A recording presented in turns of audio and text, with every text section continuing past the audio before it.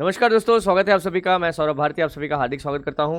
दोस्तों, बात कर रहे थे हम भौतिक भूगोल की, और आज मैं चैप्टर नंबर लेके आया हूँ 4 और 5। पाँचवा चैप्टर क्या है, बहुत छोटा सा था, इसलिए मैंने इसको साथ में ही ले लिया है ना। चट्टानों के प्रकार थे और एक महाद्वीपों का और महासागरों का वितरण था, तो मैंने दोनों को साथ ले लिया। चट्टानों वाला जो है वो छोटा सा ही चैप्टर था, तो मैंने कहा साथ ही ले लेते हैं ना। ऑलमोस्ट 50 क्वेश्चन है दोनों मिला के, तो अभी कर लेते हैं अपन उनको। ठीक है, सभी का स्वागत है। मनीष, नीलम जी, कमलेश, स्वागत है आप सभी का।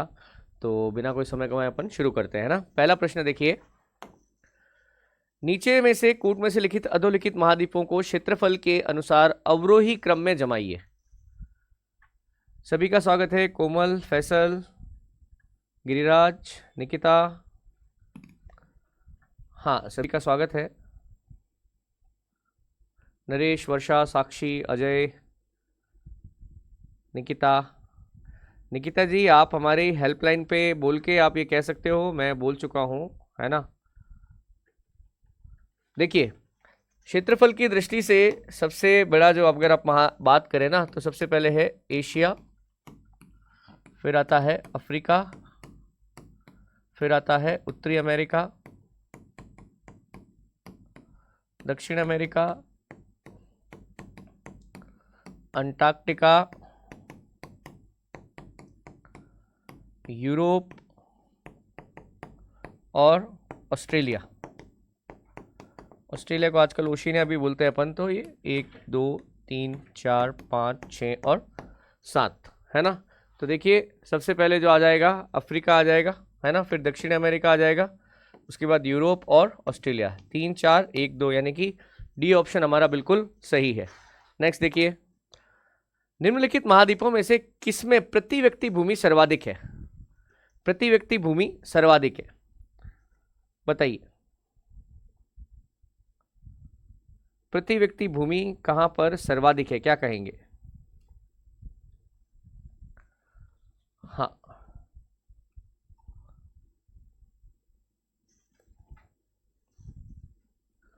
बिल्कुल सही। देखिए, ऐसा महाद्वीप जहां जनसंख्या सबसे कम है और लैंडमास खुला पड़ा है, अनक्लेम्ड है, ऐसा महाद्वीप है ऑस्ट्रेलिया। क्योंकि इस महाद्वीप का बहुत बड़ा हिस्सा मरुस्थल है, इस वजह से ऐसा है। पूरे की पूरे महाद्वीप का आप समझिए ना, 90% आबादी जो है सिर्फ एक छोटी सी पट्टी में रहती है, जो ऑस्ट्रेलिया के पूर्वी तट पर स्थित है। निम्न में से कौन सा महाद्वीप संसार में सर्वाधिक माध्य ऊंचाई वाला है? इसका मतलब है, ऐसा कौन सा महाद्वीप है जिसकी औसत ऊंचाई सर्वाधिक है? किस महाद्वीप की औसत ऊंचाई सर्वाधिक है?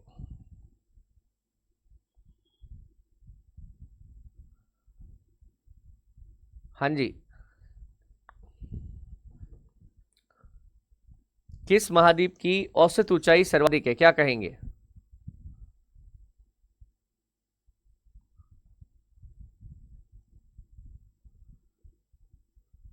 सी, कोमल कह रहे हैं सी, मनीष कह रहे हैं ए। मनीष, बर्फ से ऊंचाई नहीं नापी जाती यार। बर्फ होती है ना, बर्फ जमी हुई होती है, उससे ऊंचाई नहीं होती है। ऊंचाई हमेशा होती है जो बड़ी पर्वतमालाएं हैं, पठार हैं। और अगर आप दक्षिण अमेरिका पे नजर डालें तो एंडीज पर्वतमाला है ना, बोलीविया का पठार, और भी कई सारे, जैसे ब्राजील की उच्च भूमि, गुयाना की उच्च भूमि, ये सब कहाँ पर है? ये सभी आपको दक्षिण अमेरिका महाद्वीप में मिलेंगे। दक्षिण अमेरिका महाद्वीप का एक बड़ा हिस्सा, तो पूरा हिस्सा जो आप देखिए, विश्व की सबसे लंबी पर्वतमाला एंडीज पर्वतमाला ने घेरा हुआ है, जो हिमालय के बाद विश्व में दूसरी सबसे ऊंची पर्वतमाला है। बात समझ रहे हैं? इन सभी कारणों से सर्वाधिक माध्य ऊंचाई वाला महाद्वीप कौन सा हो जाएगा? दक्षिण अमेरिका। ठीक है। अवसादी शैलों के लिए निम्न में से कौन सा कथन सत्य है? कौन सा कथन सत्य है?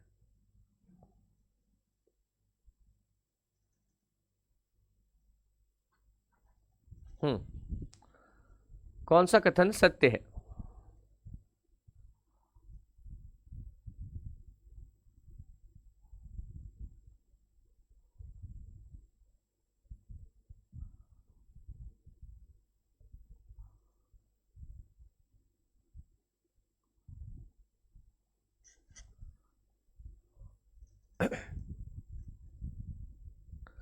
देखो, अवसाद ये आपका थोड़ा सा गड़बड़ हो रहा है। सी भी आ रहा है आंसर, ठीक है, चलो काफी का सही भी आ रहा है, ए भी आ रहा है। आप लोगों को इसमें कंफ्यूजन हो रहा है, जिनकी संरचना ताप और दाब पर निर्भर करती है। नहीं भैया, ऐसा नहीं होता है। अवसाद नदियों द्वारा बहाकर लाए जाते हैं पानी के, या कोई भी नदी हो गया या फिर कोई समुद्र का पैंदा हो गया, उसके बॉटम में अवसाद जमने शुरू होते हैं। तो वो परत दर परत परत दर परत परत दर परत जमने जाते हैं। बस जब उनके ऊपर बहुत हाई प्रेशर और हाई टेम्परेचर लगता है तब उनके गुण चेंज होते हैं। पर अगर उनके अवसादी चट्टानों के गुण ही चेंज हो गए तो फिर अपन उनको कायांतरित चट्टानें बोलेंगे, फिर वो अवसादी रही नहीं। बात समझ रहे हैं? इस वजह से इसका ये आंसर नहीं हो सकता। शैलें क्रिस्टलीय नहीं होती है, पाउडरनुमा होती है। शैलें स्तरों में निक्षेपित होती है। स्तर हो गए मतलब परतें। बिल्कुल सही है। अवसादी चट्टानों का एक नाम परतदार चट्टानें भी होता है, और जल में ही निर्मित हो सकती है। ये तो बिल्कुल गलत ही है, इसमें तो कोई बनेगा नहीं, है ना। तो ये परतदार हो। अधोलिखित कौन सी चट्टान में जीवाश्म नहीं पाए जाते हैं? ऐसी कौन सी चट्टान है जिसमें जीवाश्म नहीं मिलेगा? क्या कहेंगे?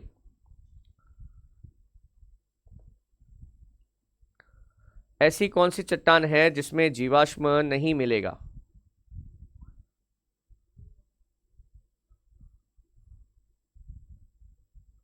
हाँ जी, देखिए जीवाश्म के बनने के लिए है ना एक लंबा समय लगता है। जबकि ऐसी चट्टानें जो बहुत ज़्यादा गर्म होके अचानक से गर्म होकर ठंडी होने से बनती है, वहां पे जीवाश्म नहीं मिल सकता। और ऐसी चट्टान है ग्रेनाइट। समझ रहे हैं आप? ग्रेनाइट में जीवाश्म नहीं मिल सकते। निम्न में से कौन सी शैल अवसादी नहीं है? कौन सी शैल अवसादी नहीं है? देखो, ऑप्शन से घबराना मत, सिर्फ जो पढ़ा है उसके ऊपर भरोसा करना। मैंने कल भी ये बात सिखाई थी आपको, आज फिर से कह रहा हूं। ऑप्शंस में कैसा भी नाम पता लिखा हुआ हो, डरने की जरूरत नहीं है।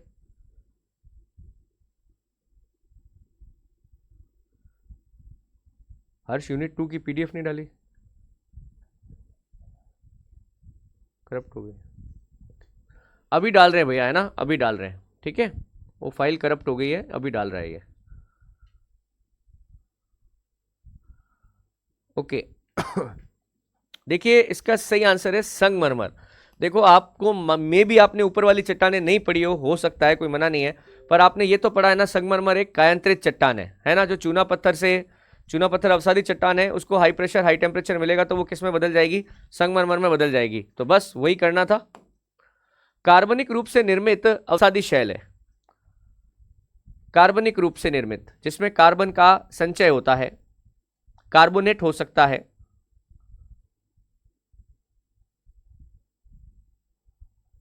क्या कहेंगे?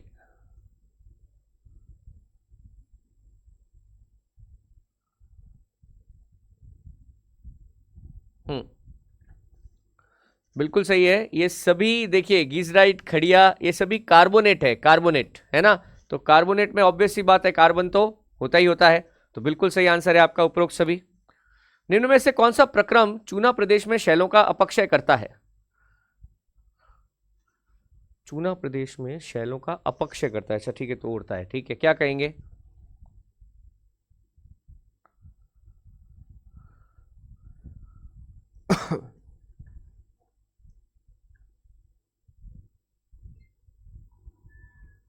देखिए, आप इसमें से ये चीज देखिए कि चूना जो है ना, चूना वो भी क्या है, कैल्शियम हाइड्रोक्साइड है ना। तो उसका सबसे ज्यादा तेजी से किससे रिएक्शन करता है वो?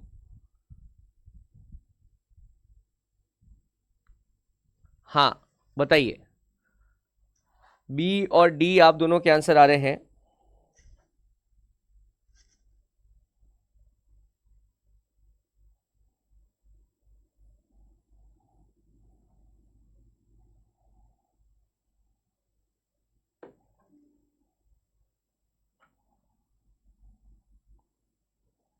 देखिए, इसका सही आंसर है कार्बोनेटीकरण, है ना। चूने का कार्बोनेट सबसे ज्यादा बनता है और उसी के कारण चूना टूटता है या उसका अपक्षय होता है। किस राज्य में देश के प्राचीनतम शैल समूह है? ये आपको आना चाहिए भाई। प्राचीनतम शैल समूह किस राज्य में है, बताइए। हम्म,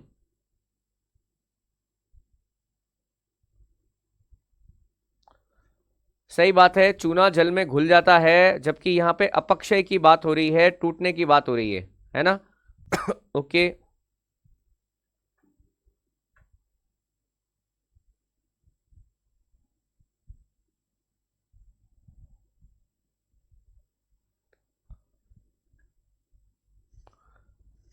देखिए, इसका सही आंसर है कर्नाटक। इसका सही आंसर क्या है? कर्नाटक।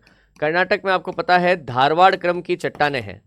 ठीक है, धारवाड़ क्रम की चट्टानें जो है वो सबसे पुरानी मानी जाती है। भारत में सबसे पुरानी चट्टानें कौन सी है? धारवाड़ क्रम की है। ठीक है सुनील कुमार, अपक्षय का मतलब होता है टुकड़ों में टूटना, टुकड़ों में टूटना, समझ रहे हैं आप। जबकि नीचे वाला जो ऑप्शन था जल वाला, उसमें घुलीकरण होता है, वो घुल जाता है। तो अपक्षय के लिए जिम्मेदार है कार्बोनिकरण। ठीक है, बैथोलिस, प्यूमस, सैंडस्टोन, क्वार्ट्जाइट, कौन सी चट्टानें हैं? जल्दी से बताइए मेरे को। कौन सा उदाहरण कौन सी चट्टान का है, क्या कहेंगे?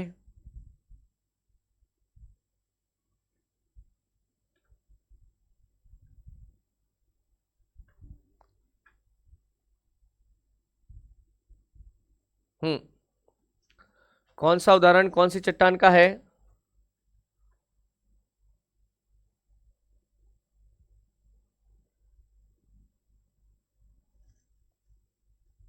देखिए, सबसे पहले बैथोलित, ये बैथोलित है ना, बैथोलित। ठीक है, बैथोलित हमेशा कब बनता है? जब जमीन के अंदर है ना, क्या है, लावा ठंडा हो जाता है, यानी कि अंतर्वेदी आग्नेय शैल। झामस या प्यूमिस हम कहते हैं जब बाहर की तरफ जो है लावा ठंडा होता है, झामस या प्यूमिस। उसके बाद बलुआ पत्थर जो है ये एक्चुअल में अवसादी चट्टाने हैं, जबकि जो क्वार्ट्जाइट है वो एक क्वायंत्रित शैल है। 4-3-2-1, 4-3-2-1 डी ऑप्शन सही है। 4-3-2-1 में कौन सा ऑप्शन सही हो जाएगा? डी ऑप्शन सही हो जाएगा। कोयला किस प्रकार की चट्टान है? जल्दी बताइए, कोयला किस प्रकार की चट्टान है?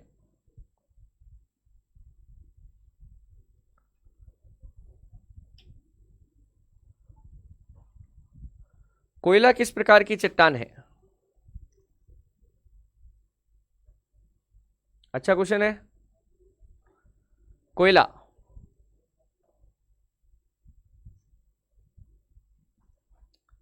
जल्दी बताइए।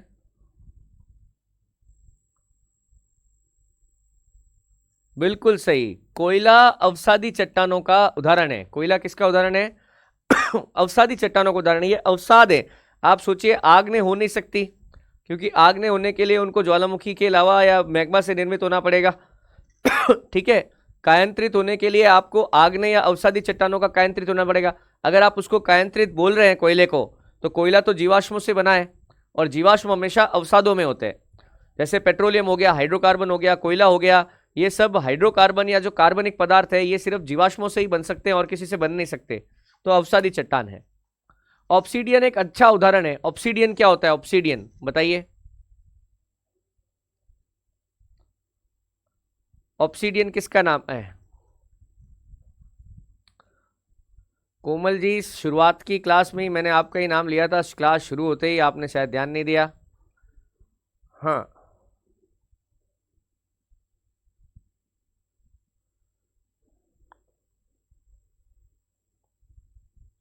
ऑब्सीडियन क्या होता है?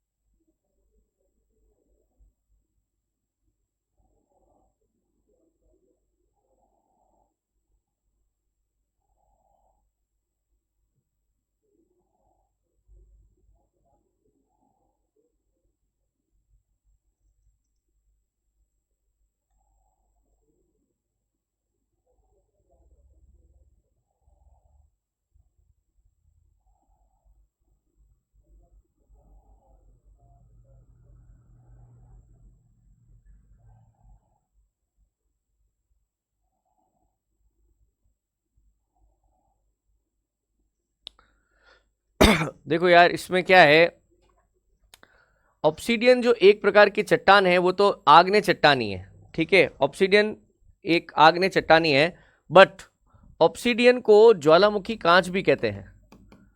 ऑब्सीडियन को ज्वालामुखी कांच भी कहा जाता है। अब एक्चुअल में यहाँ पे क्या है, अब ये थोड़ा सा डाउट है। ऑब्सीडियन किस प्रकार की चट्टान है? ऑब्सीडियन किस प्रकार की चट्टान है? ठीक है, तो ऑब्सीडियन है तो एक आग्नेय चट्टान, पर ऑब्सीडियन जो है ये ज्वालामुखी का कांच भी कहलाता है। ऑब्सीडियन एक ज्वालामुखी का कांच भी है। अगर ये ऐसा पूछे ऑब्सीडियन किस प्रकार की चट्टान है, तो ऑब्सीडियन एक आग्नेय प्रकार की चट्टान है। ठीक है, बट इसमें क्या है कि ऑब्सीडियन एक अच्छा उदाहरण है, तो इसमें फिर मुझे लेना पड़ेगा ज्वालामुखी कांच का, है ना। क्वेश्चन मेरे को भी एक बार थोड़ा डाउट हो गया इसमें क्या लगाएं। ऑब्सीडियन एक अच्छा उदाहरण है। देखो, ऑब्सीडियन आग्नेय चट्टान का उदाहरण नहीं हो सकता। ऑब्सीडियन आग्नेय चट्टान का उदाहरण नहीं हो सकता। एक बार मेरे को भी सोचना पड़ा, मैं कहा ये क्या क्वेश्चन आ गया है। ऑब्सीडियन आग्नेय चट्टान का उदाहरण नहीं हो सकता, क्योंकि आग्नेय चट्टानें बहुत ही कठोर होती है। आग्नेय चट्टानें क्या होती है? बहुत कठोर होती है ना। बट ये वाली जो होती है, इसमें लावा इतना तेजी से ठंडा होता है कि एकदम ग्लास शेप के अंदर चमकदार वो चट्टानें बन जाती है ना। तो एक्चुअल में इसका सही आंसर फिर मुझे ज्वालामुखी कांच लेना पड़ेगा, बिकॉज ऑब्सीडियन ऑब्सीडियन आग्नेय चट्टान है, इसमें मना नहीं कर रहा हूं मैं, ऑब्सीडियन आग्नेय चट्टान का उदाहरण है। बट ऑब्सीडियन एक अच्छा उदाहरण किसका है? ऑब्सीडियन एक अच्छा उदाहरण ज्वालामुखी कांच का है। ठीक है, ऑब्सीडियन एकदम आप देखिए वॉल्केनिक ग्लास की तरह होता है। कांच कैसा होता है ना, वैसा काला कांच होता है, ये एकदम से चमकदार भी होता है। पृथ्वी के कुल कितने प्रतिशत भाग पर महासागरों का विस्तार है?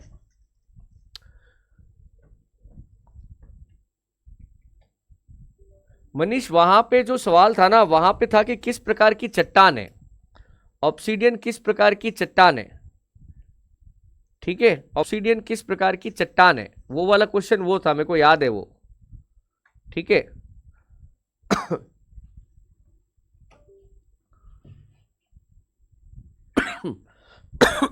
देखिए, पृथ्वी के लगभग 71% भाग पर क्या है? महासागर है। बाकी के 29% पर क्या है? महाद्वीप है। महाद्वीपीय विस्थापन का सिद्धांत किसने प्रतिपादित किया था 1912 में? थ्योरी ऑफ कॉन्टिनेंटल ड्रिफ्ट, महाद्वीपीय विस्थापन।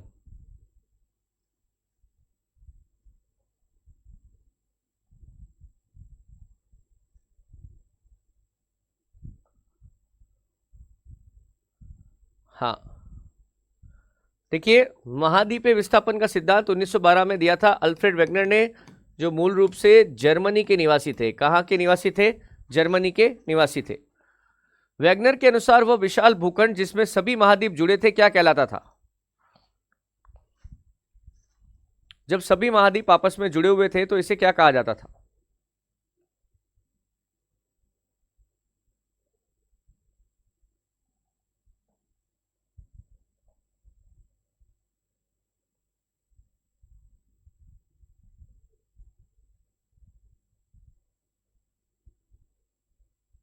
देखिए, इसे क्या कहा जाता था? पेंजिया कहा जाता था। और इसके चारों तरफ जो बड़ा महासागर था वो पेंथालसा था। पे... पेंजिया के चारों ओर स्थित विशाल महासागर को क्या नाम दिया गया था?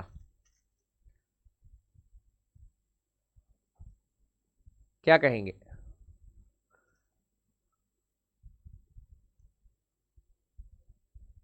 पेंजिया के चारों ओर स्थित महासागर को क्या नाम दिया गया था?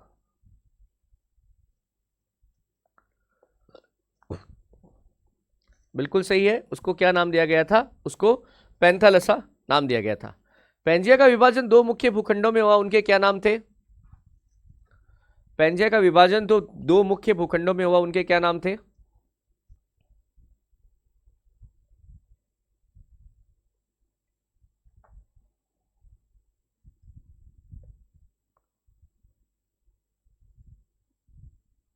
हाँ,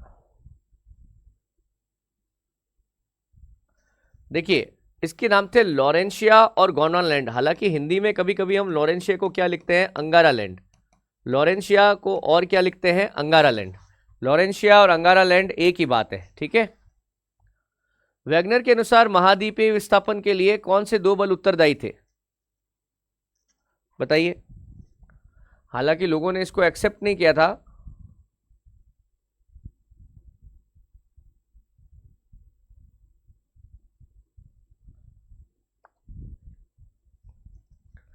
क्या कहेंगे, जल्दी बताइए।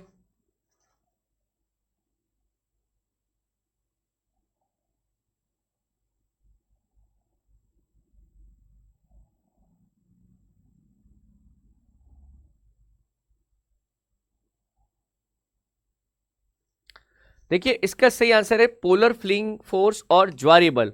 देखिए पोलर फ्लिंग बोल जो होता है कि जब कोई वस्तु रोटेट करती है ना ऐसे, तो मतलब गोल गोल घूम रही है, तो सबसे ज्यादा फोर्स जो है वो ऊपर की तरफ लगता है। यानी कि जैसे कि भूमध्य रेखा है, वहां से जो झटका लगता है वो ध्रुवों की तरफ ज्यादा लगता है। तो मतलब कि जो आपके ऊपर मान लीजिए कि कोई बॉल घूम रही है, उसके ऊपर कोई अपन ने कोई चीज रखी हुई है, तो वो हमेशा कहाँ ऊपर की तरफ जाने की कोशिश करेगी। और ज्वारीय बल जो है ये पृथ्वी चंद्रमा और सूर्य के जो गुरुत्वाकर्षण है उसके कारण पैदा होता है। जिग्सो फिट का क्या अर्थ है? जिग्सो फिट का क्या अर्थ है? Jigsaw fit. हाँ जी।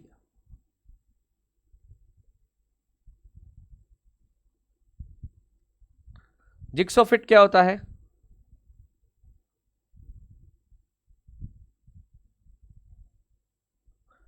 देखिए महाद्वीप के तटों की आपस में भौगोलिक साम्यता, एक्चुअल में वैगनर ने जब मानचित्रों का अध्ययन किया तो उसने देखा कि अफ्रीका महाद्वीप का जो पश्चिमी तट है और दक्षिण अमेरिका महाद्वीप का जो पूर्वी तट है, उनका जो शेप है वो एक जैसा है। मतलब इनको आपस में अगर ऐसे अपन मिला सकते हैं, मेडागास्कर जो है वो अफ्रीका के महाद्वीप के अंदर एकदम फिट आ सकता है, तो इसको जिक्सो फिट कहा जाता है। हिमानी निक्षेपण से निर्मित अवसादी चट्टानें क्या कहलाती है? बर्फ की नदियां हिमानी कहलाती हैं। मतलब जैसे कोई पर्वत है उसके ऊपर ऐसे बर्फ जमा हुआ है, तो ये बर्फ क्या हमेशा ऐसे धीरे धीरे नीचे सरकता रहता है, और ये जब नीचे सरकता है तो बर्फ के दबाव से नीचे जो दबे हुए छोटे बड़े कंकड़ पत्थर हैं ये सब क्या करते हैं, ऐसे घर्षण करते हैं, और इससे क्या होता है, एक बुरादा बनता है, और ये सब नीचे आती हैं चट्टानें। क्या अब हिमानियों के साथ साथ साथ नीचे आती हैं, तो इसको क्या बोलते हैं? बिल्कुल सही है, इनको क्या बोलते हैं? टिलाइट बोलते हैं। क्या बोलते हैं? टिलाइट, है ना। और ये टिलाइट जो है ये हमें बताते हैं कि किसी जमाने में महाद्वीप बॉल पहले आपस में जुड़े हुए थे। क्यों? क्योंकि कई जगहों पर हमें हिमानियों के अपरदन से लाई गई चट्टानें मिली है। जैसे हमारे यहाँ पे जोधपुर में था, अब तो फलोदी हो गया, बाप बोल्डर क्ले। बाप बोल्डर क्ले, है ना, ये हिमानियों के अपरदन का उदाहरण है। हिमानियों के अपरदन का उदाहरण है, जोधपुर के अंदर है, बाप जगह है वहां पे। और एक होती करेवा मिट्टी, ठीक है, ये सब हिमानियों के अपरदन से बने हैं। मेसोसोरस नामक जीव के जीवाश्म किन दो स्थानों पर पाए गए हैं जो विस्थापन को सिद्ध करते हैं? मेसोसोरस एक ही जैसा जीव है, परंतु वो दो अलग अलग स्थानों पर उसके हमें जीवाश्म मिले। ऐसा कहां कहां पे हुआ है?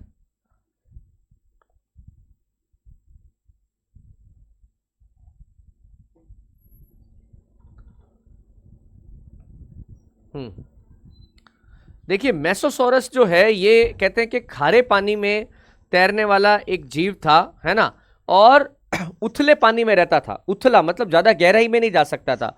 और अफ्रीका के केप प्रांत और ब्राजील, अफ्रीका का दक्षिणी केप प्रांत है वहां पर, और ब्राजील, अब देखो अफ्रीका का ये इस तरीके से मिले अपन को, केप प्रांत यहां पर और ब्राजील इधर, दक्षिण अमेरिका महाद्वीप है ना, ब्राजील इधर और ये केप प्रांत इधर। यानी कि अगर अपन इसको यहां जिक्सो फिट कर दें तो बिल्कुल यहां पर ये दोनों जगह एक जैसा जीवाश्म मिला जिसने इस थ्योरी को सिद्ध कर दिया। संवहन धारा सिद्धांत कन्वेक्शन करंट थ्योरी 1930 के दशक में किसने दी? बताइए। ये सिद्धांत कहता है कि पृथ्वी के गर्भ के अंदर रेडियो एक्टिव तत्व जो हैं वो लगातार टूटते रहते हैं, जिनसे ऊर्जा की तरंगें निकलती है। यही ऊर्जा की तरंगें जो है आगे चल के मेंटल की चट्टानों से टकराती है और मेंटल की चट्टानों के अंदर ड्रिफ्ट पैदा करती है। ड्रिफ्ट का मतलब एक दूसरे से दूर जाना या हलचल पैदा करती है। यह संवहनीय करंट का सिद्धांत है, ये किसने दिया था? बिल्कुल सही है, संवहनीय करंट का सिद्धांत दिया था आर्थर होम्स ने। बिल्कुल ठीक बात है। महासागरीय अधस्थल की चट्टानें महाद्वीपीय चट्टानों की तुलना में कैसी है? महाद्वीपीय चट्टानों की तुलना में कैसी है, ठीक है, बता दीजिए।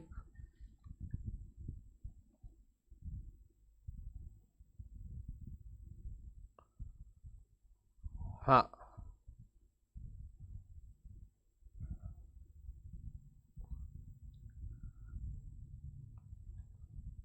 देखो ऑब्वियस सी बात है, ये क्वेश्चन बड़ा ऑब्वियस सा है। क्यों ऑब्वियस क्यों है? देखिए महाद्वीपों के ऊपर निर्माण बहुत बाद में हुए हैं। महाद्वीप है ना, जैसे प्लेटों की टक्कर से हिमालय पर्वतमाला, एंडीज पर्वतमाला, इन पर्वतों का बनना, ये सब बहुत बाद में हुआ है। जबकि महासागरों के नीचे जाते हैं तो अभी आपको प्राचीन काल की सबसे पुरानी चट्टानें मिलती है।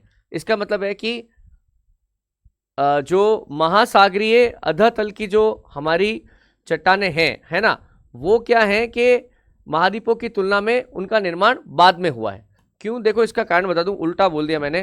जैसे क्या होता है कि हमारे महाद्वीप जो है ना, वो तो क्या हुए कि ऊपर उठ गए, जबकि जो नितल हो गए वहां पर चट्टानों का निर्माण वापस बाद में हुआ। तो इसलिए ये महासागरीय अधस्थल की चट्टानें अधिक नवीन है। सागर नितल प्रसरण, सी फ्लोर स्प्रेडिंग थ्योरी का सिद्धांत किसने दिया था?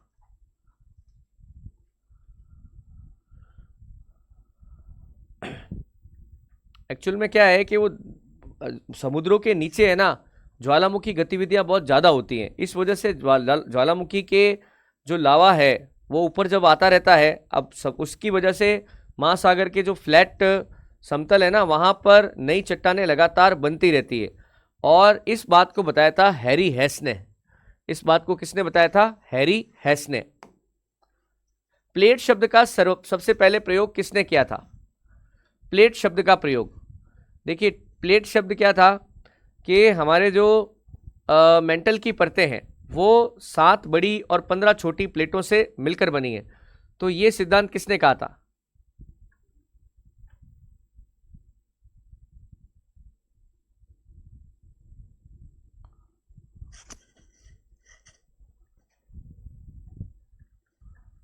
क्या आ रहा आंसर? बी आ रहा है क्या? बिल्कुल सही आ रहा है भैया, टूजो विल्सन। ये किसने कहा था? टूजो विल्सन ने कहा था। प्लेट विवर्तनिक सिद्धांत का प्रतिपादन 1967 में मुख्य रूप से किसने किया था? प्लेट टेक्टोनिक थ्योरी, जो अभी मैं बता रहा था आपको, प्लेट टेक्टोनिक, है ना। इसी सिद्धांत की वजह से हमारा जो महाद्वीपीय विस्थापन का सिद्धांत है, जो मतलब अल्फ्रेड वेगनर ने लिया था, उसको मान्यता मिली, है ना। जब हम प्लेट टेक्टोनिक के सिद्धांत की बात करते हैं ना, तभी जाके ये बात अल्फ्रेड वेगनर नहीं बता पाए थे। इसलिए अल्फ्रेड वेगनर की जो थ्योरी थी उसको रिजेक्ट कर दिया गया था। जब वो जीते जी, उनके जीते जी, उनको कभी मान्यता नहीं मिली, उन्हें कभी सम्मान नहीं मिला। परंतु आगे चल के मॉर्गन, पार्कर और मैकेंजी ने प्लेट विवर्तनिक का सिद्धांत दिया। उन्होंने बताया कि किस तरीके से हमारी की पूरी मेंटल की जो प्लेट है वो मैग्मा के ऊपर फ्लोट कर रही है और उनमें गति होती है। विवर्तनिक प्लेटें पृथ्वी के किस भाग पर तैरती हैं? बताइए।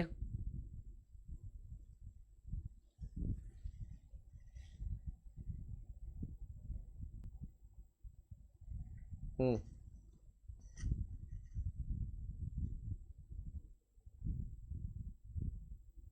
जल्दी बताइए।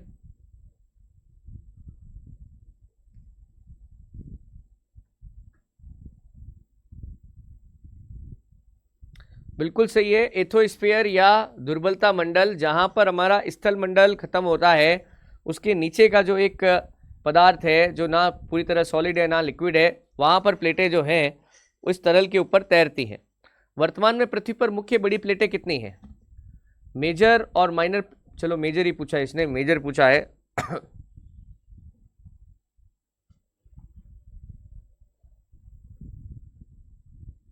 क्या कहोगे?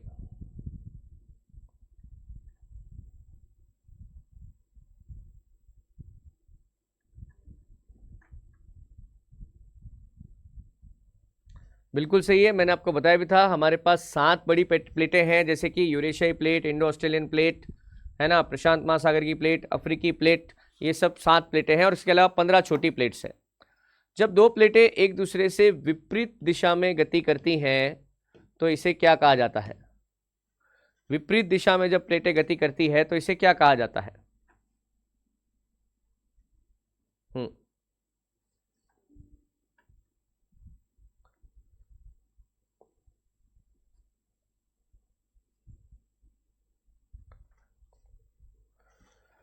देखिए दो प्लेटें जब एक दूसरे से विपरीत जाती है तो इसे अपसारी यानी कि डाइवर्जेंट बाउंड्री कहा जाता है, और जब एक दूसरे के पास में आती है, टकराती है, तो इसे अभिसारी यानी कि कन्वर्जेंट कहा जाता है। क्या कहा जाता है? कन्वर्जेंट। ठीक है, तो इसका सही आंसर क्या है? अपसारी सीमा। ठीक है, नेक्स्ट देखिए, हिमालय पर्वत का निर्माण किस प्रकार की प्लेटों के अभिसरण से हुआ है? हिमालय के निर्माण में दो कौन सी प्लेटें हैं, बताइए मुझे। कई बार पढ़ चुके हैं अपन।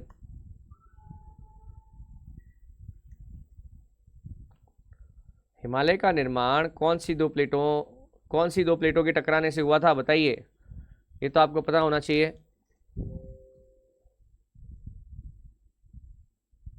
देखिए, हिमालय का जो निर्माण हुआ है वो यूरेशियाई प्लेट और इंडो ऑस्ट्रेलियन प्लेट की टक्कर से हुआ है। यूरेशियन और इंडो ऑस्ट्रेलियन दोनों ही महाद्वीपीय प्लेटें हैं, यानी कि दोनों ही महाद्वीपीय प्लेटें हैं। भूल गए क्या? ऐसे क्या कर रहे हो? सी होगा ना। ज्वालामुखी क्रिया के बिना कौन सी प्लेट सीमा केवल भूकंप उत्पन्न करती है?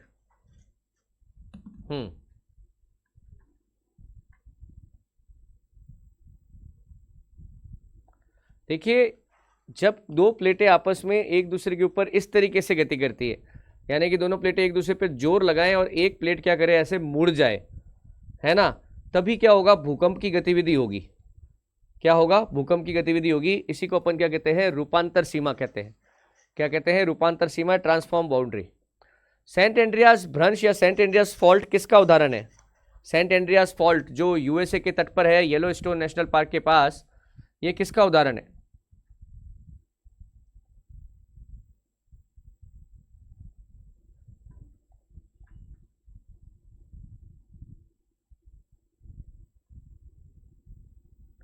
सेंट एंड्रियास की तरफ यही हो रहा है, दो प्लेटें आपस में एक दूसरे को ऐसे दबा रही हैं, समझ रहे आप?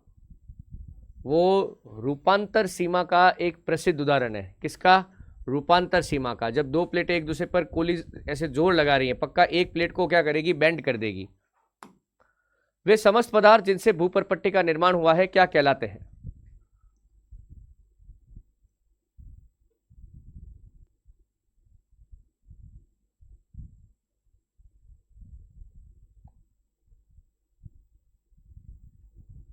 भूपर्पट्टी बनाने वाले कठोर या मुलायम जो पदार्थ है उन्हें क्या कहते हैं अपन? भूपर्पट्टी, ऊपर की तरफ सबसे ऊपर जहां हम देख रहे हैं, उसको क्या कहते हैं? सही बात है, इन्हें शेल या रॉक्स कहा जाता है। बिल्कुल ठीक है। किन शैलों को प्राथमिक शैल या प्राइमरी रॉक्स कहा गया है? प्राथमिक चट्टानें कौन सी है?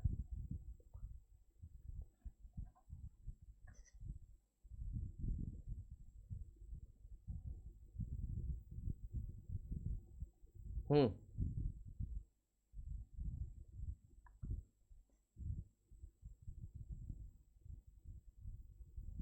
बिल्कुल सही। ऐसी चट्टानें जो लावा के या मैग्मा के ठंडा होने से बनी है उन्हें क्या कहा जाता है? उन्हें आग्नेय चट्टानें कहा जाता है। आग्नेय शैलों की मुख्य विशेषता क्या है?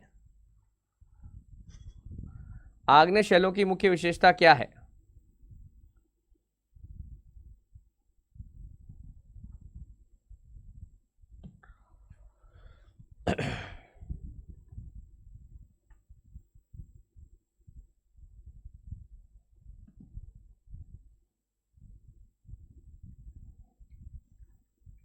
बिल्कुल सही। आग्नेय शैवालें देखो रंध्रहीन, इनमें छिद्र नहीं होते हैं, पोरस नहीं होती है, और ये हार्डेस्ट होती है, कठोरतम होती है।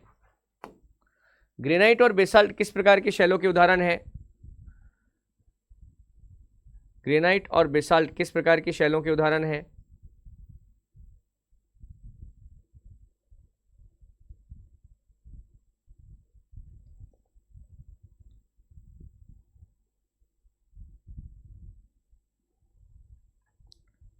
जल्दी बताइए।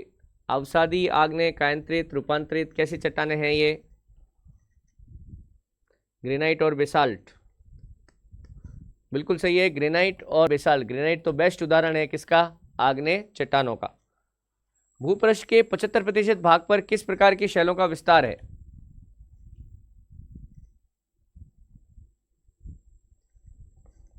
भूपर्पट्टी के कितने प्रतिशत भूभाग पर मतलब कौन 75% भूभाग पर कौन सी शैल का विस्तार है?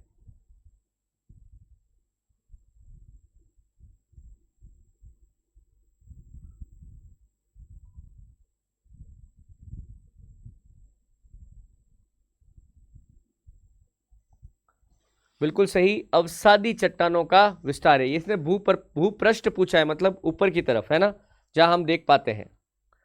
जीवाश्म मुख्य रूप से किन शैलों में पाए जाते हैं? जीवाश्म किस में पाए जाते हैं बताइए?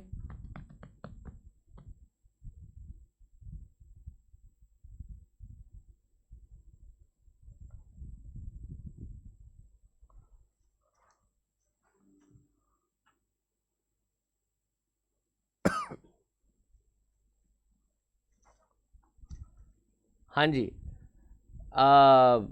आई थिंक फैसल आप इसी का बोल रहे हो। जीवाश्म तो मोस्ट जो अप्रोप्रिएट आंसर है वो देना है। जैसे कि जीवाश्म हमेशा जो दो परतों के बीच में फंसेगा ना यार जीवाश्म, तो सेडिमेंट्री रॉक्स बनेंगी, है ना। चूना पत्थर का कायांतरित रूप क्या है? चूना पत्थर का कायांतरित रूप।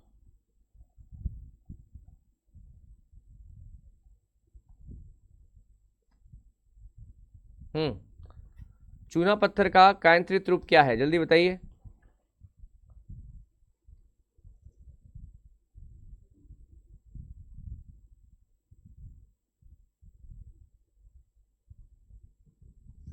बिल्कुल सही, अभी हमारी पहले भी थोड़ी सी पहले बात हुई थी, मैंने बता ही दिया था आपको। लाइम स्टोन को जब हाई प्रेशर हाई टेम्परेचर मिलता है तो वो किस में कन्वर्ट हो जाता है? संगमरमर में कन्वर्ट हो जाता है। शैल चक्र क्या है? Rock cycle.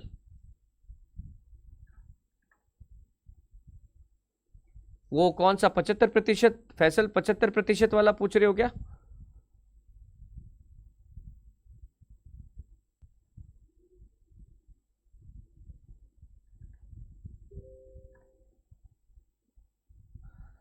देखिए, पुरानी चट्टानें लगातार कोई नया रूप धारण करती रहती है, रूप में निरंतर परिवर्तन होता रहता है, इसे ही शैल चक्र कहा जाता है। क्या कहा जाता है? शैल चक्र कहा जाता है। कोयला किस प्रकार की शैल का उदाहरण है? कोयला।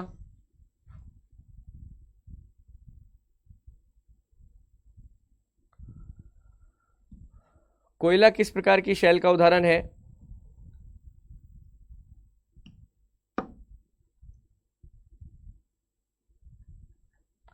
फैसल मैं चेक कर लेता हूं एक बार, मेरे ख्याल से तो आंसर सही था, है ना। अवसादी चट्टानों से ही मिलके बना है, बट मैं एक बार चेक कर लूंगा, ठीक है, आपके कहने पे। देखिए, कोयला कार्बनिक अवसादी शैल का उदाहरण है। कोयला किस शैल का उदाहरण है? कार्बनिक अवसादी शैल का उदाहरण है, बिल्कुल ठीक। आग्नेय शैल ग्रेनाइट के कायांतरण से कौन सी शैल बनती है? ग्रेनाइट का अगर कायांतरण हो जाए तो फिर कौन सी शैल बनती है? ग्रेनाइट परिवर्तित होकर क्या बनता है?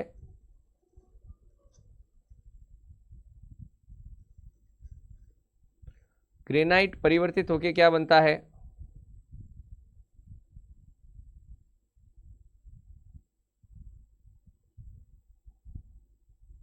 नीस बनता है, बिल्कुल सही है। ग्रेनाइट परिवर्तित होकर क्या बनता है?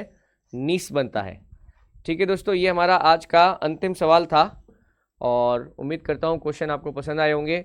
मुझे लगता है भौतिक भूगोल में आपकी अच्छी तैयारी है, आपके आंसर बहुत सही आ रहे हैं, और या फिर तैयारी का स्तर आपने बढ़ा दिया है, बिल्कुल पढ़ाई कर रहे हो आप, बिल्कुल सही रास्ते पे चल रहे हो। और लगातार दोस्तों मैं करके आपके मैं ऑलमोस्ट पूरे जो चैप्टर्स हैं, देखिए हम हाफ पे पहुँच गए हैं। हमने 30 से ज़्यादा चैप्टर्स के MCQ कर लिए हैं और जल्दी ही मैं आपको बाकी भी सारे करवा दूंगा, ठीक है। तो चैप्टर नंबर 4-5 आज हो गया है, कल हम 6 नंबर लेंगे, उसकी तैयारी रखिएगा। चैप्टर नंबर 6, ठीक है, पढ़ के आइएगा। कल चर्चा करते हैं इसके बारे में। आज के लिए इतना ही, धन्यवाद, थैंक यू।